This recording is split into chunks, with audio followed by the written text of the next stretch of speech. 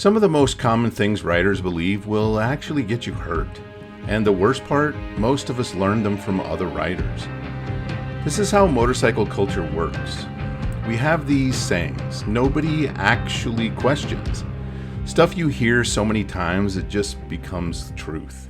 Loud pipes save lives. Real bikes are at least a leader. Just lay it down if things go bad.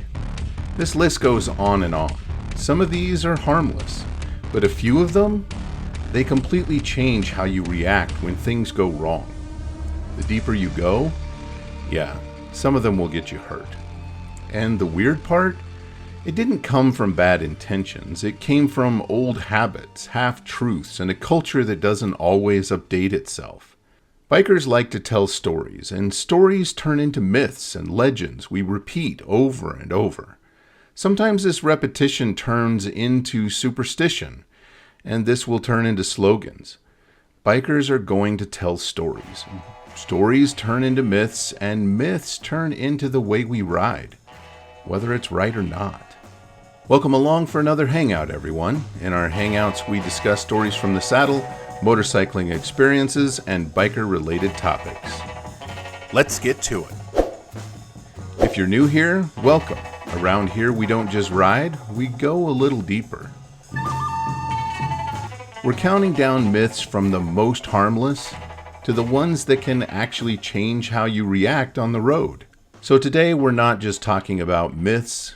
This is the stuff we believe, the stuff we repeat, and the stuff that quietly shapes how we ride. And I'll tell you right now, there are a couple in here people are not going to agree with. Good.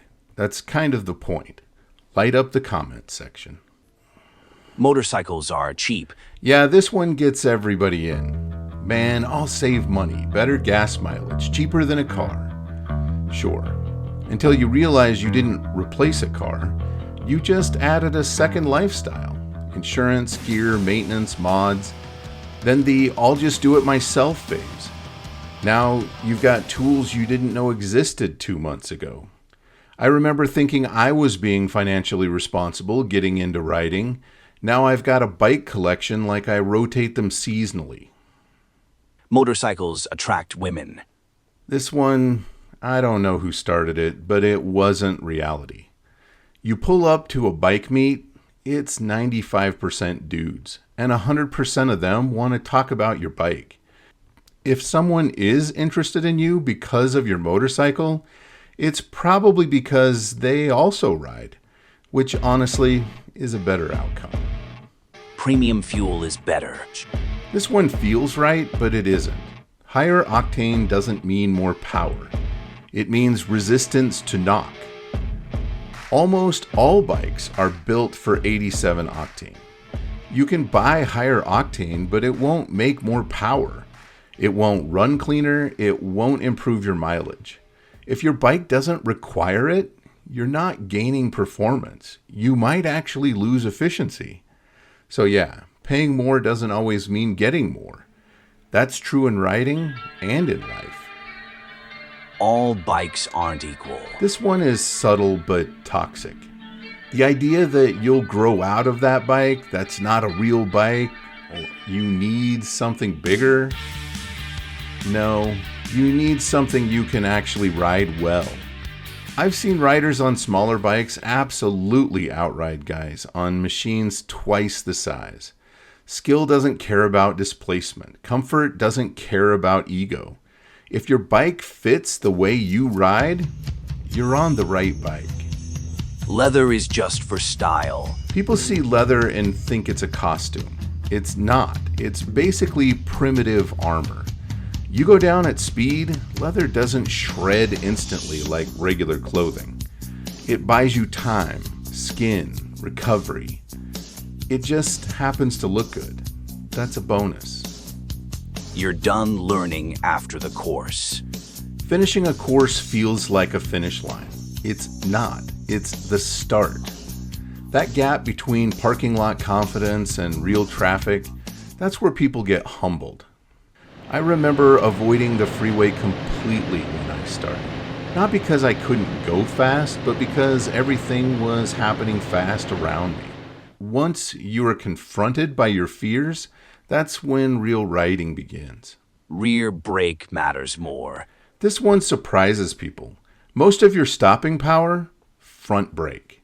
Not a little, we're talking the majority. Because when you brake, weight shifts forward. More weight equals more traction equals more stopping force. Ignore that, you're literally leaving braking power unused. Motorcyclists are reckless. This is the one everyone outside the culture believes. The reason this is dangerous? It causes a lack of respect from drivers. You know the saying, one bad apple spoils the bushel? There's that one guy. But honestly, this myth couldn't be more off. Most riders I've met are calculated, aware, constantly scanning, because they have to be. You don't survive long on two wheels being careless. What looks like freedom from the outside is actually discipline. Thanks to you frequent viewers, whether you view silently, always in the comments, or already subscribed. This isn't just a channel. It feels like something more because of you. And I don't take that lightly. Thanks. Just lay it down. This one needs to go immediately. The idea that you should intentionally crash instead of trying to avoid a crash makes no sense. The second you lay it down, you've removed your ability to steer or brake. Now you're just sliding, hoping physics is on your side. Spoiler, it usually isn't. Loud pipes save lives. All right, here we go. This one's basically a slogan at this point. So how can this get you hurt?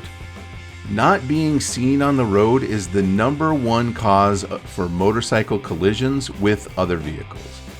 If you think you're being noticed and you're not, you're in trouble. You're going to ride differently depending on your mindset. And I get it. We like the sound.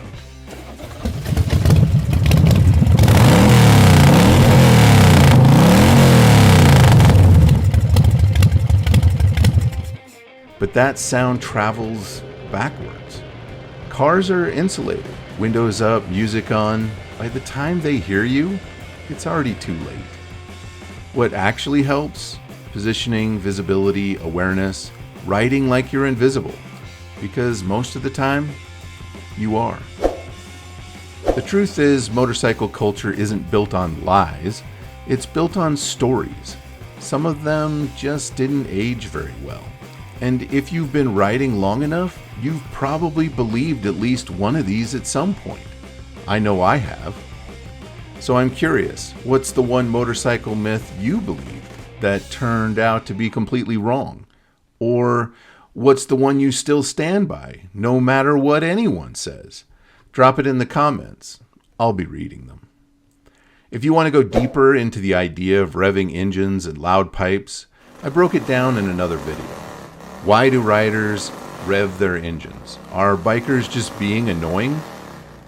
There are actually some good reasons for revving, and real research around loud pipes. If you'd like to understand more about revving, stick around and hang out a while longer by clicking this video. If you'd rather get out there on the road, this video is for you. Go check those out and question everything, especially the stuff we all repeat.